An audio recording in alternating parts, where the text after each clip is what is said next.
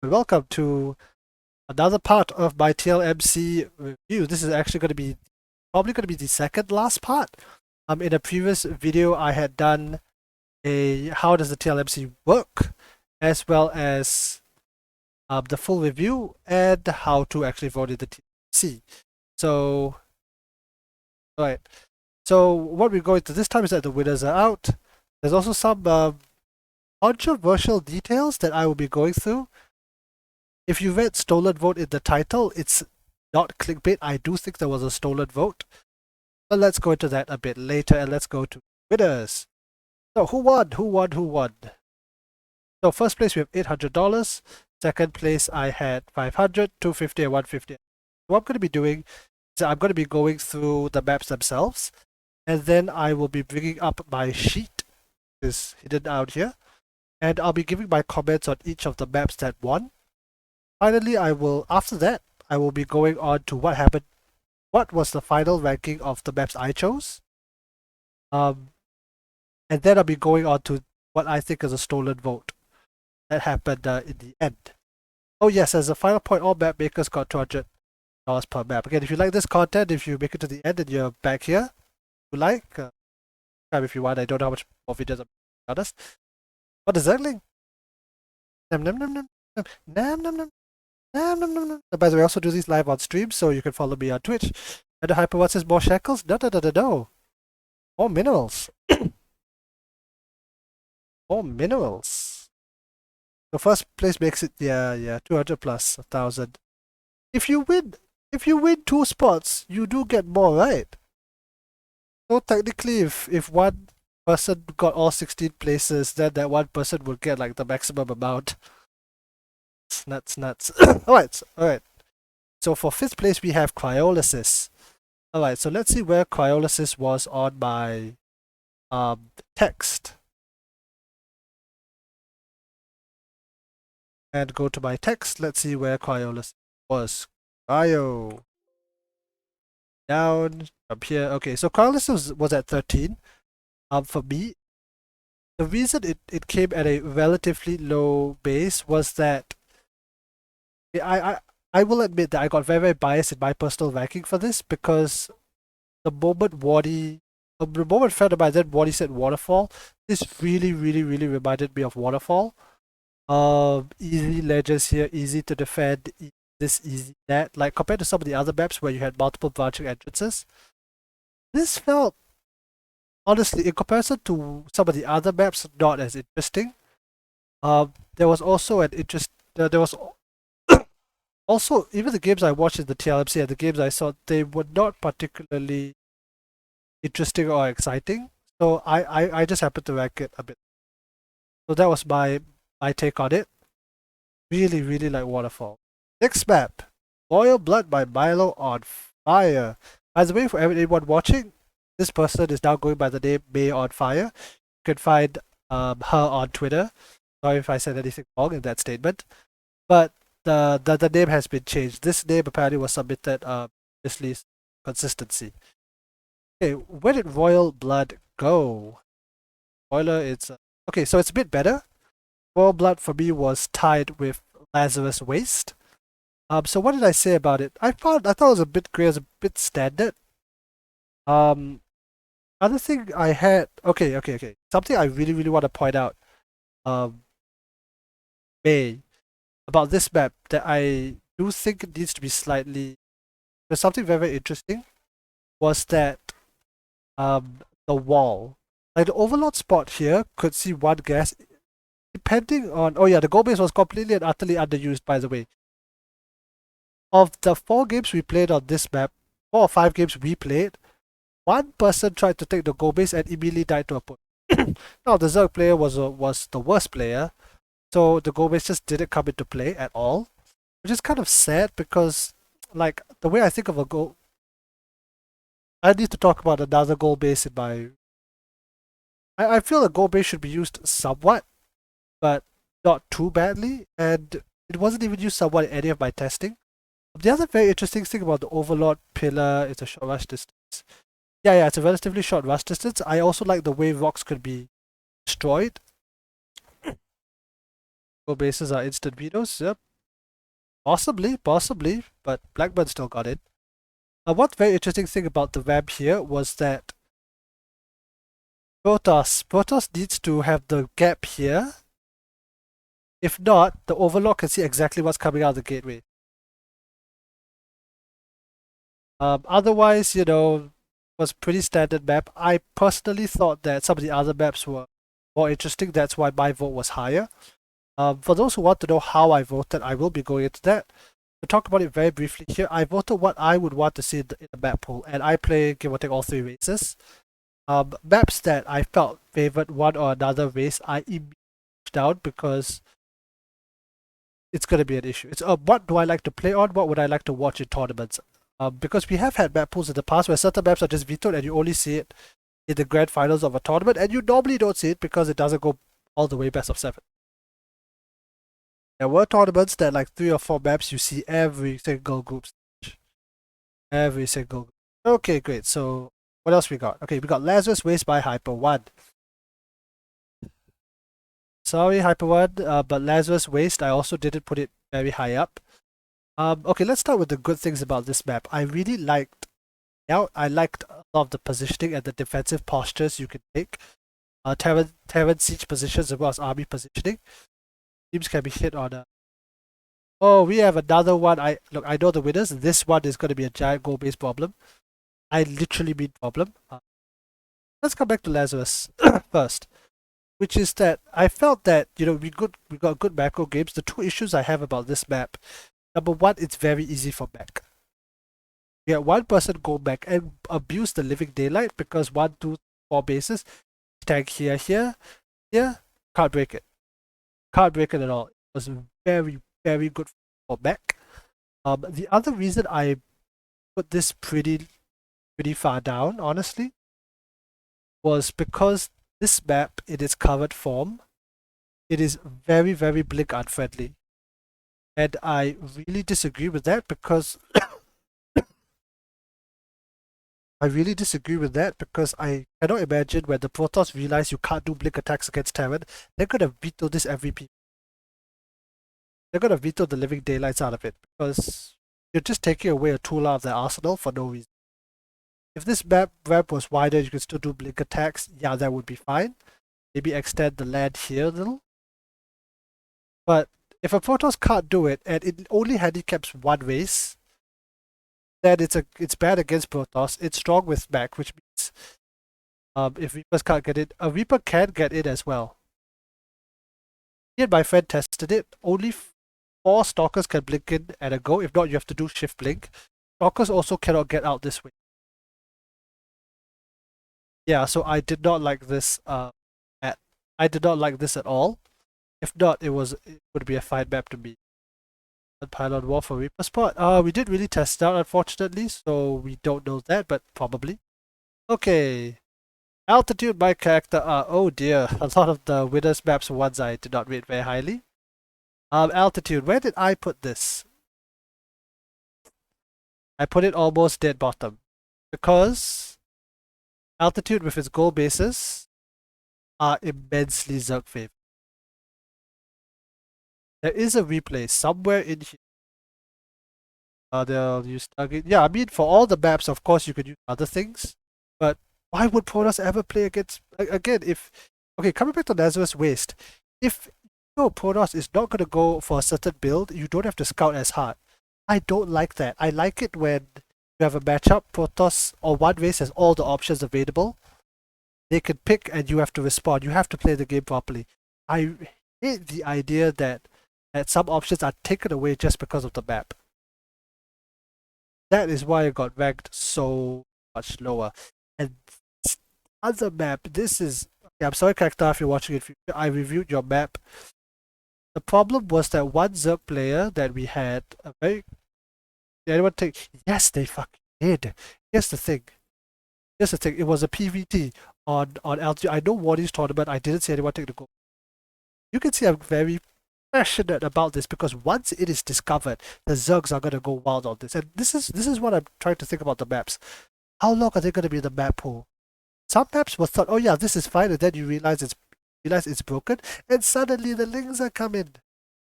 Okay, so this is what happened. The Zerg player, very creative guy. Let's close my text for a second. Okay, spot down here. I still remember. Immediately took goal base as natural. The rush distance and the options for Terran, he had no option. Terran did what was very, very clever and tried to do a Hellion attack into the mid. Okay, the Zerg was better. The Zerg with superior micro defended against the Hellion attack. If it was an even playing field, I think Terran would have gotten some kills, yes. But here's the thing. If a Zerg takes this as their natural and gets all the vision, on top of that, what is the punish? The only idea I had is maybe Terran goes for fast. The natural, the third, no, took the goal as the natural. Immediately said drone take goal base here, Immediately. What is the punish? There's no punish. Terran, if Terran opens, here's the thing, but if Zerg takes it so early, Terran takes a while, all the races take a while to build an army to go and kill them. Or the other two races are forced into a rush. Okay, here's the thing about the cooling tower. Just getting units from here to here, because of the rush distance and the fact Zerg can see it coming, allows Zerg to get defenses in place, and the fact that Terran has to scout it. I'm saying Terran because it was a Terran, but this applies to Protoss. You still need to send troops out to kill it. One queen can defend enough early aggression to stop it from happening, in my opinion. Especially if the queen immediately puts down a creep.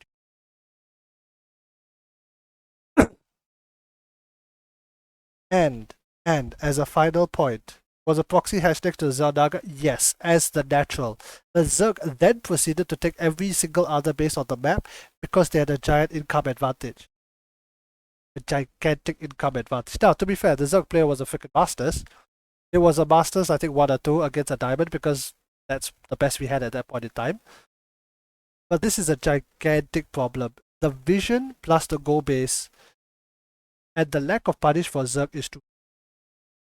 It is one of the replays in here. If you're watching this, the link for these replays will be down in the description. So yeah, go and see the game for yourself. Go and see what happened. And here's another thing that happened that broke my mind. And I will say this, it is now absolutely Zerg favor. Later in the game, Zerg took this base up here.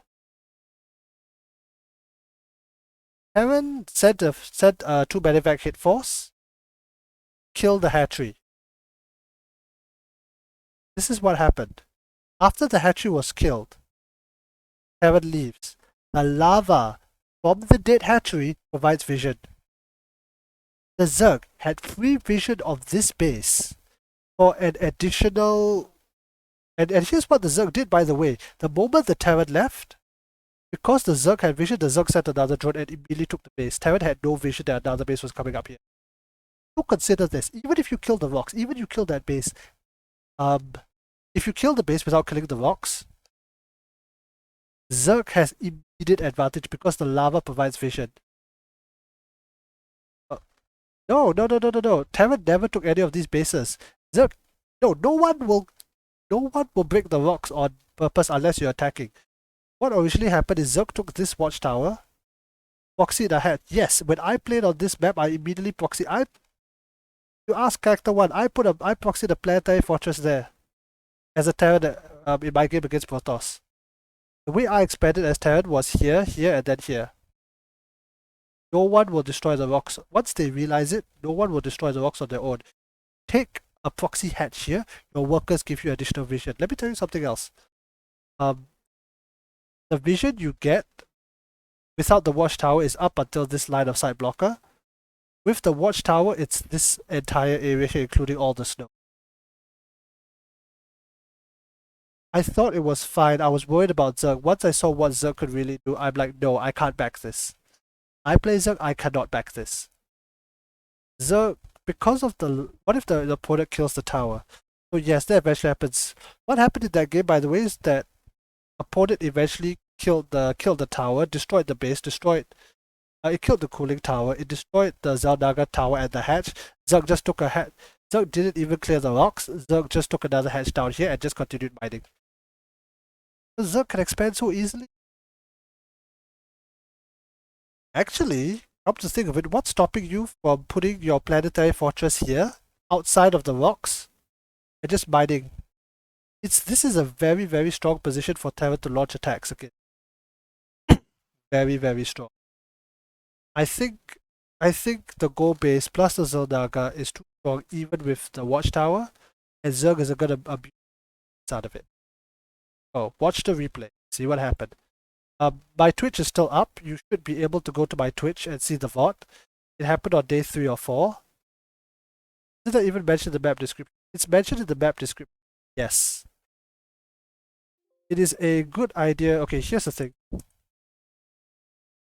It is a good idea in oh, it's under character.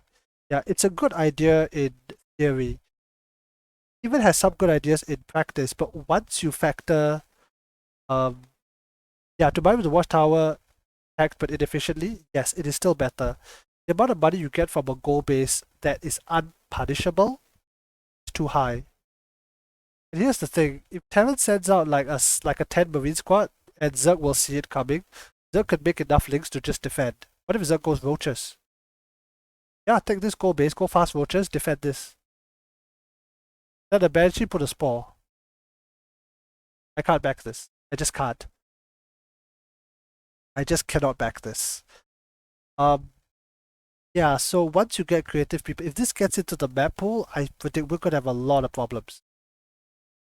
Because here's the thing, once it's in a map pool, might be affected in lower leagues or outskirts. Well, here's the thing, why is it that there's that one race, Terran for that matter, which has the worst scouting in the game early on, has to go and do all these things. When it comes to a watchtower, by the way, a Marine is the weakest because Zerglings are cheaper and can kill the Marine. A Zealot, same thing with the Zealot. I think this map was very, very, very Zerg favorite. Outcome probably map does not determine the ladder map pool. That is true, and I will get to that. But it still, I couldn't put it any higher. Alright, last but first place is Starchild. Starchild, he was the second best map, tied with Pink. Okay, let's talk about good stuff. Where's the new season? Brother, nobody knows.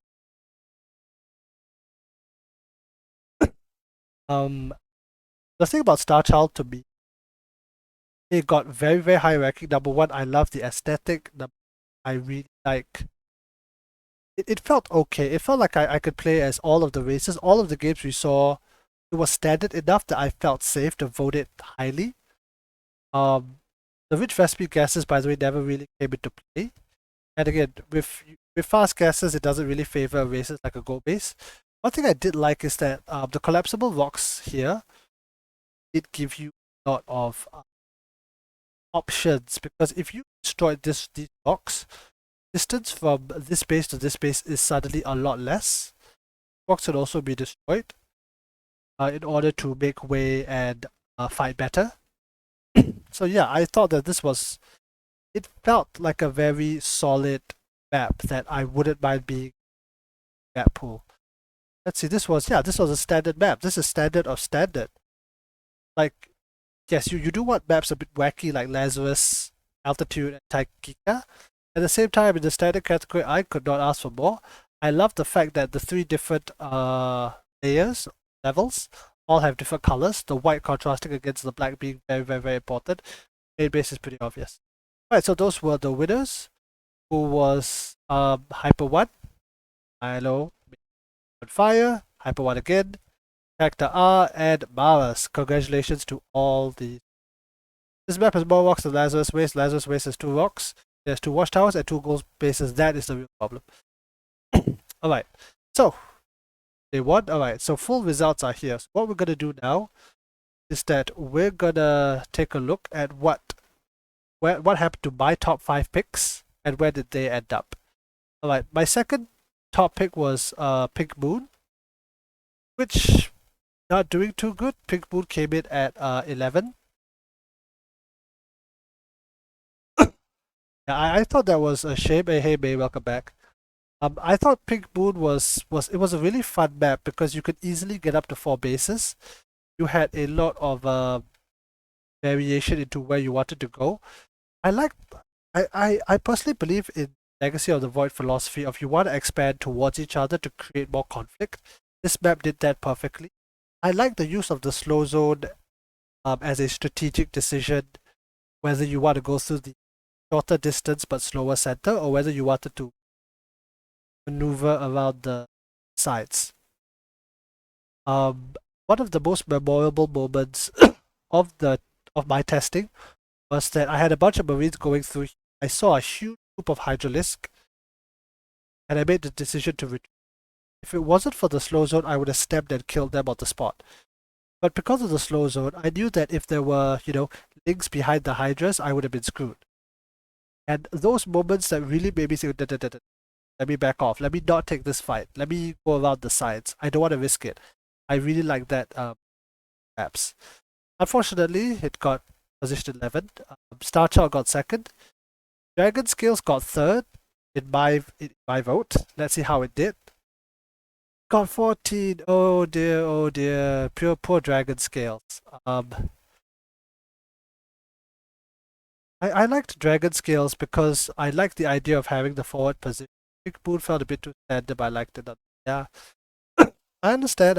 Again, everyone can vote how they want and then have their vote. I'll get to that later.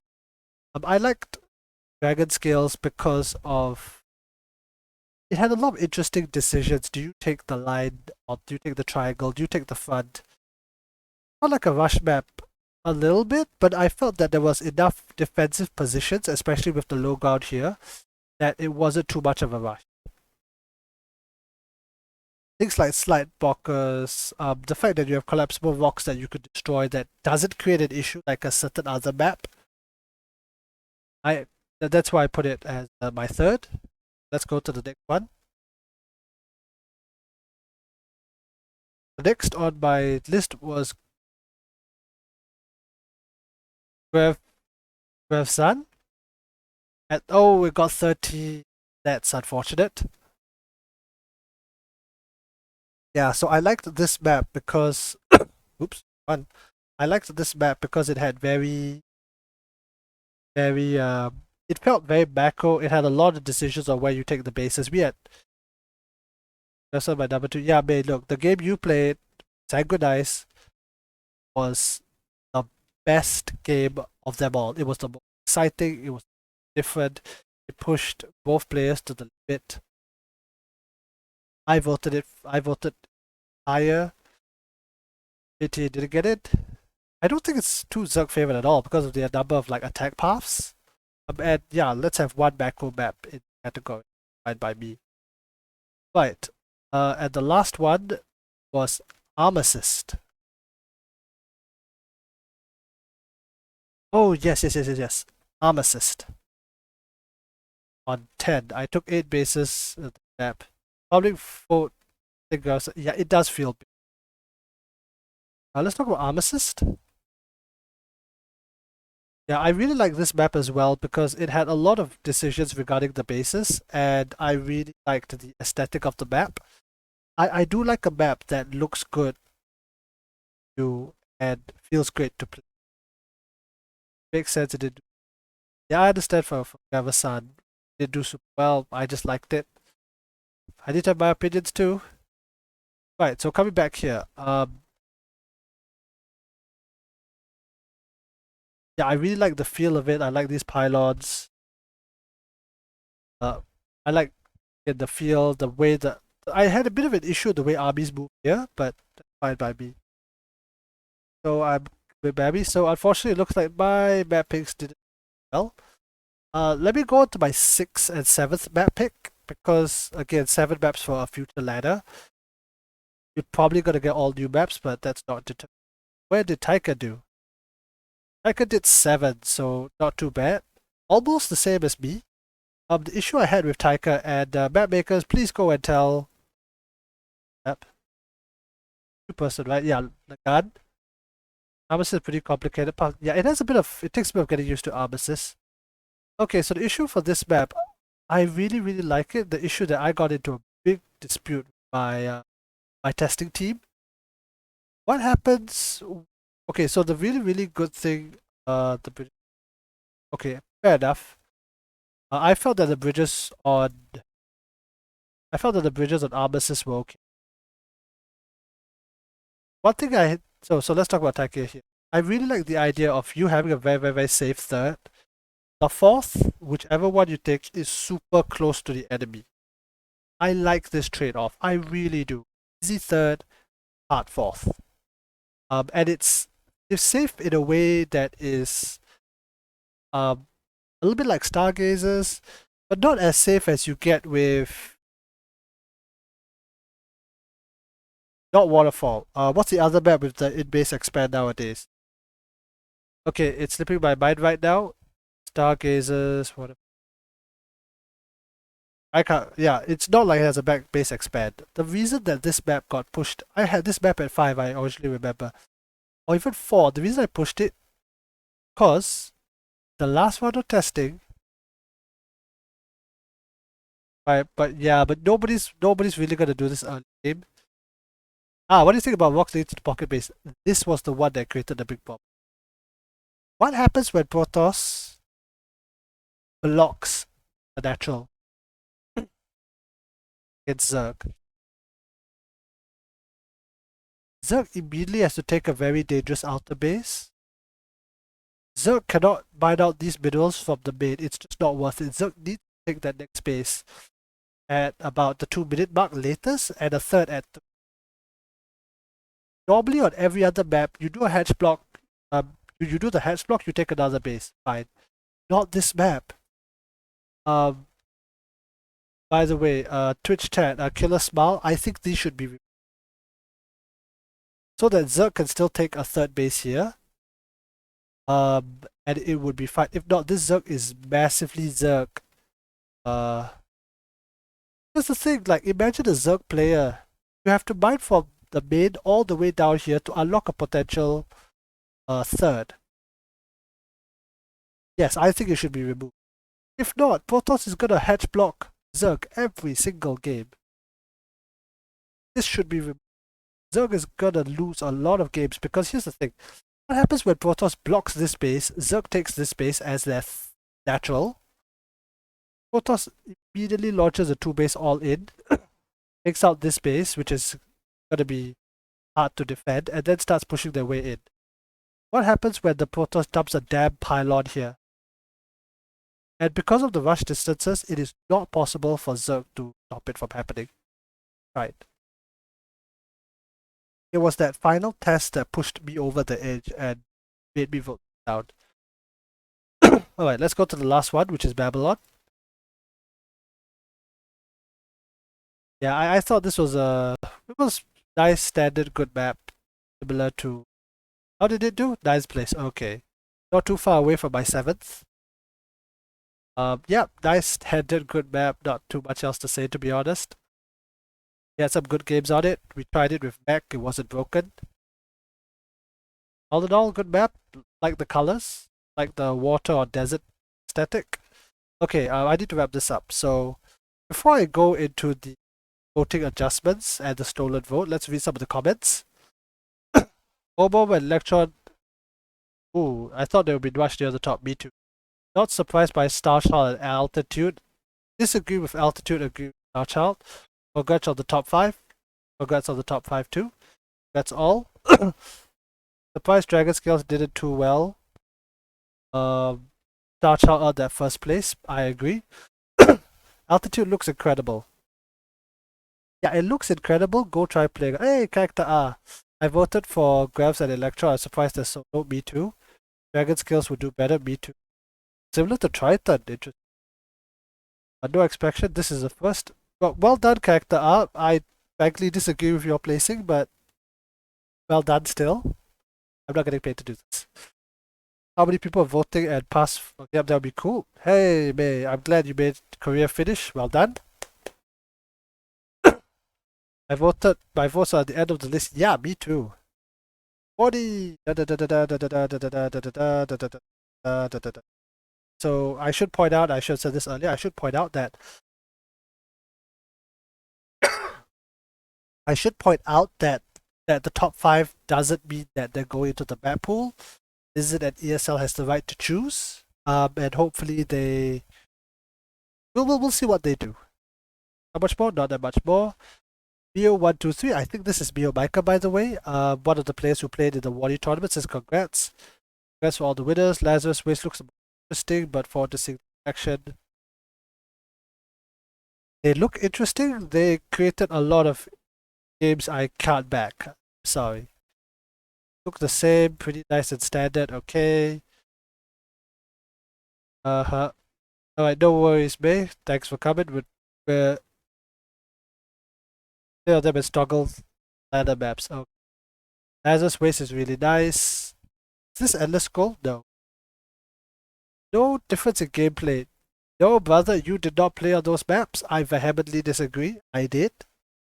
I wish I was more open to extremes. No. As I just proven to you, given enough people and enough time trying, people would start finding exploits.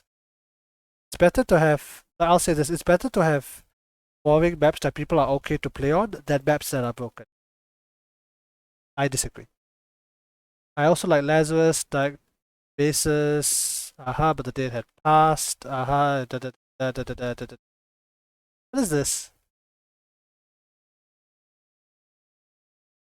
Oh, okay, this is a map that didn't make it. Hey, next time. Sorry, man. Terrible damage from me because blah, blah, blah, the top 5.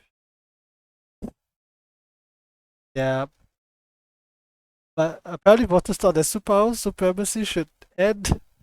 Yeah, for context, Superman who made Silver Wall had won a lot of TLMC posts in the past. Happy to Lazarus Waste, maybe my favorite for the tournament. I wonder how many of these people played on these, because I did. Alright. Okay, so so to the last part of the video, the juicy part, the stolen vote, the thing that made me actually angry when I read it was this. After examining blah blah blah, we discovered more than one participant engaged in direct or indirect vote solicitation. There are no explicit rules against this, however, normal and voting patterns, significant impact on the final standings. I don't have the numbers. Felt it went against the spirit of the TLMC community voting based on what their best maps. Here we go. We have decided to discard all votes from TLNet accounts that were newly created during the 1-week voting period. While this is not an ideal or perfect solution, it is the most practical and realistic way to reach what we believe in ranking. Must take the blame, yes you are. Blah blah blah blah blah blah blah. Map makers who engaged in direct vote solidifications are deemed to have acted without malice given the information they had about TLMC and voting in contest. They would not penalize them nor disclose their identities. The prize money will be awarded. This is why I'm calling this a stolen vote. Because I vehemently disagree. The idea of getting votes after it has happened without telling us upfront. And here's the thing. I'm one of the people personally affected because I made a video called How to Vote in the TLMC. I created a new account as part of a guide. I did my full vote. I registered a new account, everything down here. And my vote is completely invalidated. And my question is this, which is that people like me who are trying to get people who don't partake as much in the StarCraft community, and they for the first time are coming on, you're telling me your votes are completely invalidated after that, when you didn't say anything before. Here's the thing from a legal perspective, right? This is technically legal, technically suable in my opinion. I really think that this is bad. What I would have done, thought this was better, I would have said that, hey, we noticed that there's some issues here. We're going to announce these issues, but we're going to still proceed exactly as we had planned because we already published this. They already did that. They're not going to publish the map makers. Again, I don't blame. Look, if some map makers or some parties engage in vote solicitation, but you didn't tell them they couldn't do it. You didn't say that, hey, don't promote your maps. Again, if you found a map maker, and I don't know anyone who did this, but if you had a map maker that had created a bot, or was still hired a botnet to create these accounts, and you were able to find evidence for this, fine, disqualification, invalidate those. None of that happened. I am freaking pissed that this happened. And I really think that it's a mistake, because why should I believe votes in future? Are you just gonna invalidate it?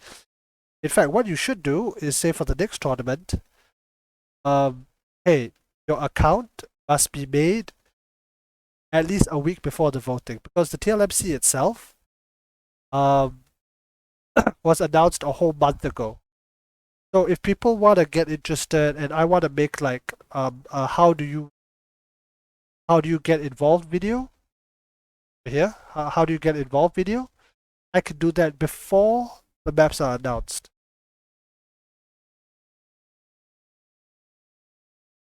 Yeah, yeah, Killer Smile. But they think, yeah, that's bull. What I also would like to know, if you're gonna invalidate votes, here's the irony, right? Like, on the one hand, it's just StarCraft. It doesn't matter. On the other, for the people who are still here, who are still playing after all these years, after all the effort that is put in, take away one of the few things we have left, and you just invalidate the vote. I'll be honest, I want more information. How much?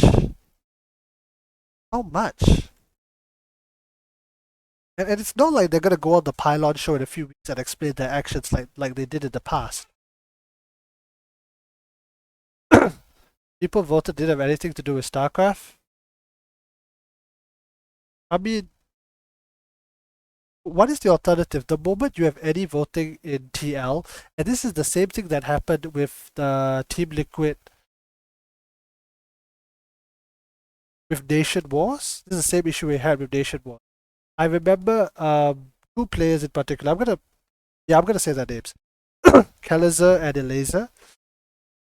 Because they were from Brazil and Poland respectively, major streamers from their team, from their country, got their own voting base to go and vote for their guy to try and get into those tournaments. Now, did Elazer or Kalizer specifically ask for it? Did they do something? No, I don't know. Maybe they did, maybe they didn't. But what can you do, right? What can you do? More importantly, if you didn't think of this shit, it happens. I disagree with changing the rules of a game once they're in play, or a vote. I vehemently disagree with that. Right. In fact, what can you do? They shouldn't have. That's what I'm saying. I don't think they should have done that. I think this is outrageous, and it's certainly not something that I could back. Again, it's not. I'm not salty about this result. Let the people vote. But if they're voting, why invalidate the vote? In fact, you're actually saying here that a lot of people voted for the first time and you took away their vote. I think it's, again, stolen vote. Abnormal voting patterns has significant impact on the final standings. Well, that's that. Alright, so again, I'm very disappointed this happened. I'm very disappointed that something like that happened. I'm still very happy for all the winners. Mars, Character R, Hyper One, and A on Fire. Enjoy your money. Find something good of it. I'll be making a final video for this series once and whenever the new ladder season is announced, and we'll see where we go from there. That might take a long time because nobody knows when the next ladder season will be announced or the next rotation. And I hope you like this video. I put a lot of effort into this series, to be honest.